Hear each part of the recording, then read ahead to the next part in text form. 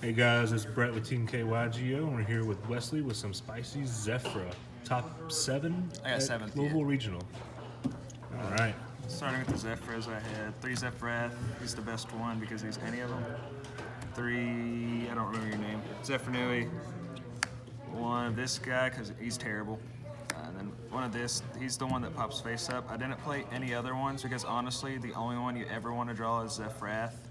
And then sometimes this, but not really. I didn't play the one that pops sets because I thought that was irrelevant. You're playing so many extenders, you can usually just push this set back row. The only thing you're really concerned about is floodgates, so that's why I played that one. And also, it's an additional low scale. You're not synchroing nearly as much in this version because I play like Astrographs and other extenders, so that's why I only wanted to play one.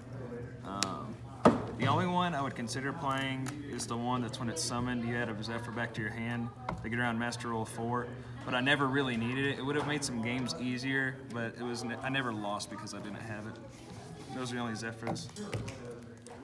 I play 3 of the best pendulum monster in the game, and it's Buddy. 3 Chrono, and it's Buddy. I think every pendulum deck should be maxing out on these. I played the Mythical Beast engine. The cool part about this deck is when you pendulum this out, it automatically will add a spell to your hand, so it makes these live. And there's also a lot of other cool plays where you're like, you can actually scale this and it'd be fine because most of what you're penduluming out is like 6 and 7. So you can like pendulum stuff out and then pop your high skull to the Electromite, then actually use Jackal to summon this back and then press for game.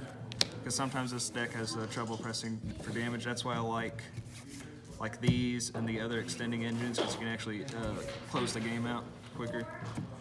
Then I only played 1 Dark Worm and 1 of the Gate. I was playing the full 3, in which I might go back to that because I was really lacking good normal summons.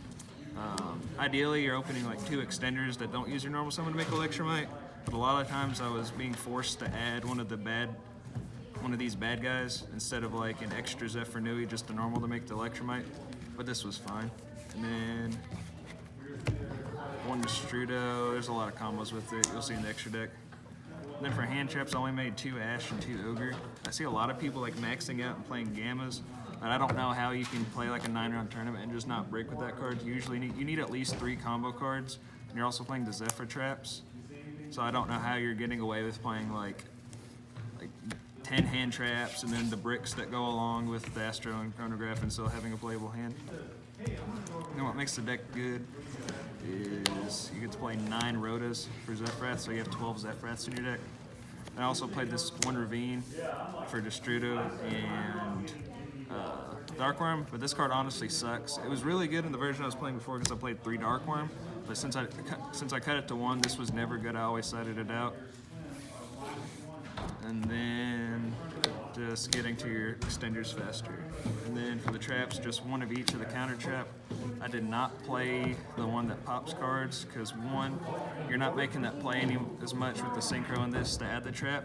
And even if you were, 9 times out of 10 you have the Gate as your low scale, so you can't even activate from your hand anyway. All right. What are you doing now? The Extra? All right. 3 Electromite. I mean, for forever I was just playing 2, but I just kept running into the problem where the game would go on really long and I just always need a 3rd, so I'm glad I played it. I made 3 a lot. Ib and Underclock. Underclock Taker was actually the only card in my extra deck I never made, so this is going to change, but Ib's really broken because there's a lot of combos where you can make that with that and whatever to make this. And then you usually have an extra guy floating, so you can use that and the Zefra guy to make the Firewall, so you end up like Firewall, Vortex, Ib, with like Mythical Beast guys and the Zefra counter trap. That's like your ideal turn 1. The only other 2 Xyz I played was a Naruto, Utopia to Beyond.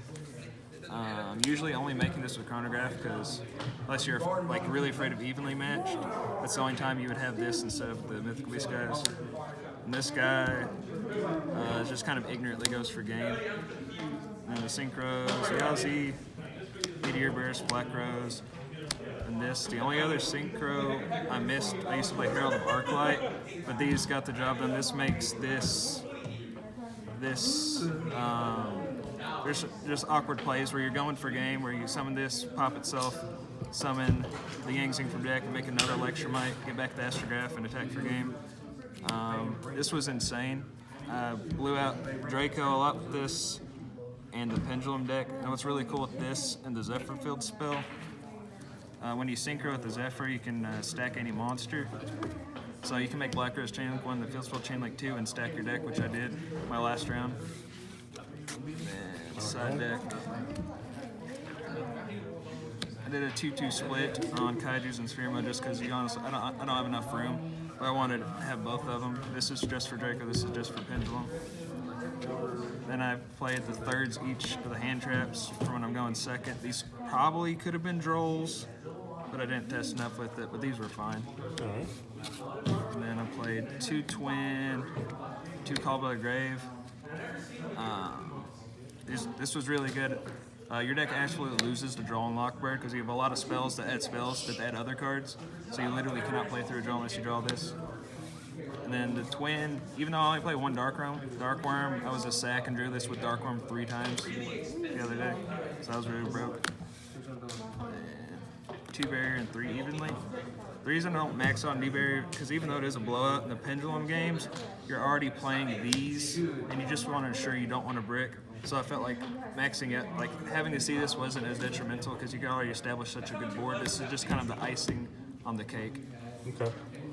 Awesome. Anything you'd change in the future builds or anything like that? The deck's 43, which I normally don't do. I would like to trim it down to 40, maybe 41. I don't know what I'd change. Because it's weird. It's like I want to take out Ravine and add more Dark Worm, but Ravine with Dark Worm is better, so I don't know where the deck should go. But it was really good all day. Awesome. Well, hopefully we'll be seeing you again at the next little regional, getting another top 8. All right. And then on the Nationals. All right. Thank you, Thank Wesley. you.